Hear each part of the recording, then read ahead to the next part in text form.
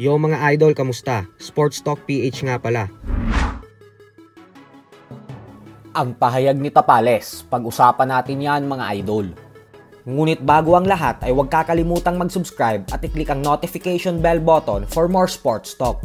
So kulang-kulang isang linggo na nga lamang po ang inaantay natin at magaganap na ang inaabangang pagbabalik ng ating pambato na si former WBO Bantamweight Champion Genrel Casimero, kung saan makakatapat niya ang Japanese featherweight contender na si Kyonosuke Kameda sa October 25. At bagamat nga po tinatrato bilang isang superstar si Casimero sa Pilipinas, ay may mga usap-usapan po ngayon na hindi daw main event ang magiging laban ni Casimero at bagkos undercard lang daw ito. Yan po ay nang masilip ng mga fans ang laban sa Box.live, kung saan makikita natin na nakalagay lang ang Casimero vs Kameda bilang undercard, habang ang main event naman ay ang Calixto vs Dusmatov. Para po sa mga hindi nakakaalam ay ang Box.live po ang website na pinupuntahan ng mga fans para makita ang mga impormasyon para sa mga paparating na laban sa boxing.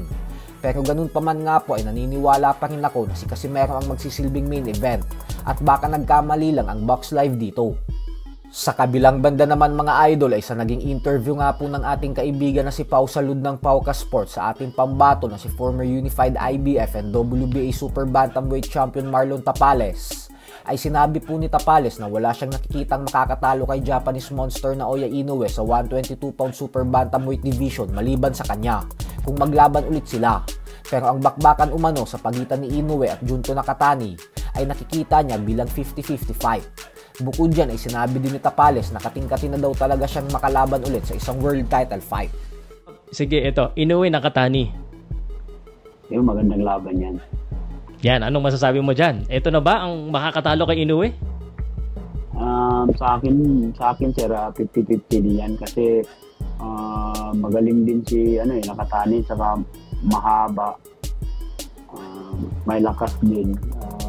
Parehas lang disiplinado, magandang laban talaga para sa akin. May nakikita ka bang boxer? Inoue, may nakikita ka bang boxer na makakatalo kay Inoue ngayon? Siguro pag aakyat na siya ng timbang. Sa 122, parang mahirap, no? Oo. Pag maglaban kami ulit. Ayan, yan ang iniintay natin. Good answer. Ang galing mo talaga sumagot ngayon pang world. Wala po wala pong idea. Basta kung sino man yung makatapat ko na sa World Championship, kahit sino pa, lalabanan ko talaga sa sobrang nangangalam lang yung sikmura ko sa gusto ko na talaga makalaban ng World Championship. Yeah, feeling ko mananakot. Sports Talk PH, kakaiba ang laban ng mga Pinoy. Lakas at dedikasyon ng aros na tinuon. Kamaong nagbabaga, ang sayo ay babaon. Mga Pinoy na